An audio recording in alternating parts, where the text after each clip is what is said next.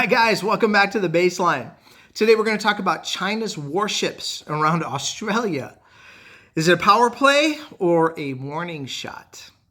So China just sent warships around Australia without warning. So was this a simple training exercise or was it a show of force? A direct warning to the West? Whatever it was, Australia was caught off guard, and the consequences, they could change everything. So today we're going to break down the real reason behind China's unprecedented move, what it means for global power, and what happens next. So let's get into it. All right, let's break this story down. First, what exactly happened? Then we'll analyze what it means, the power plays at work, and whether this was just a flex or a serious warning shot. What actually happened? In early February, 3 Chinese warships, a destroyer, a frigate, and a supply ship entered Australian waters without any warning at all. They circumnavigated the entire country, sailing right past major cities like Sydney and Perth.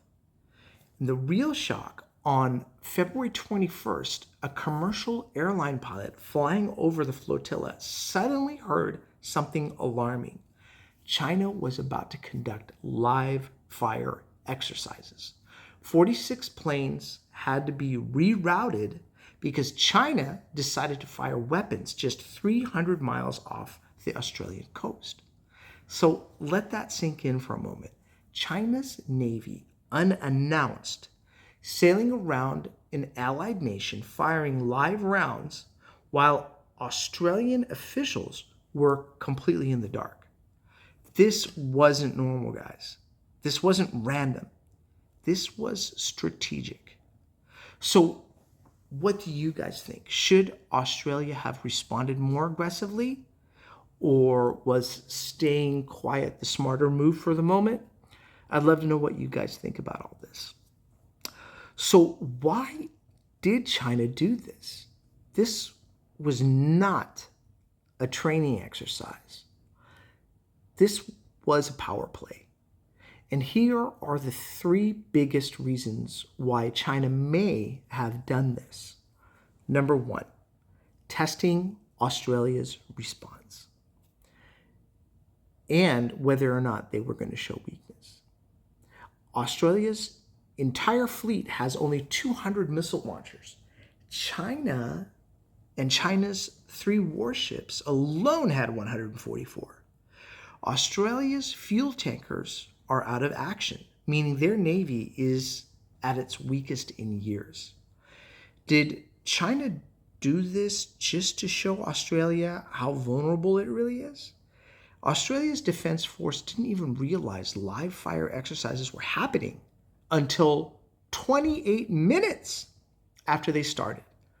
That is embarrassingly bad, and Beijing knows it.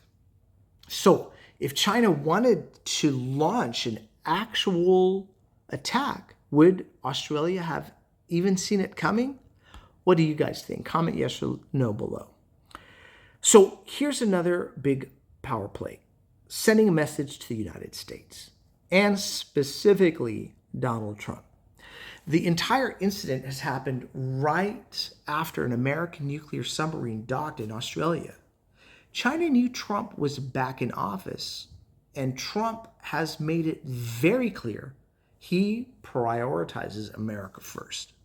So was this China's way of saying, Australia, don't rely on the United States? They might not come to save you? The U.S. is supposed to protect Australia under the AUKUS Security Pact. But Trump barely seems to remember what that is. If the United States backs off, is Australia on its own? So here's the question for you. Should Australia trust the United States military alliance or focus on building its own defenses? Let me know what you guys think in the comment section below. Here's a third issue.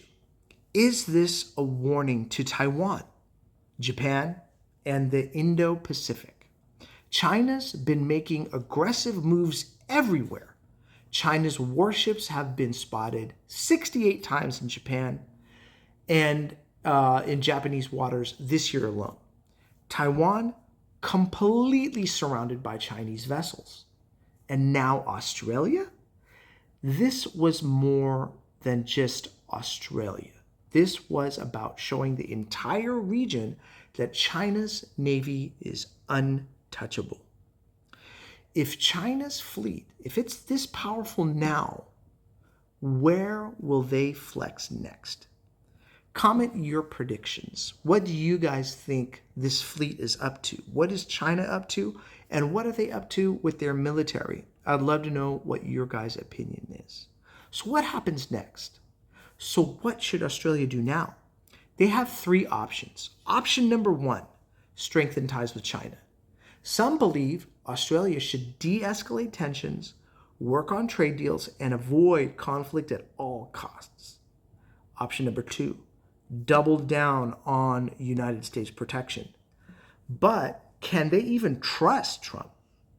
And option number three, build up their own military.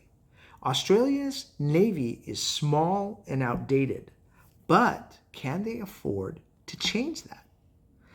Which path do you think Australia should take? So, has China just changed the game? They've proven that they can sail anywhere, fire weapons from anywhere, and catch the West off guard. The question now is, who's going to stop them? Let me know what you guys think. I appreciate you guys watching The Baseline, and we'll catch you in the next round.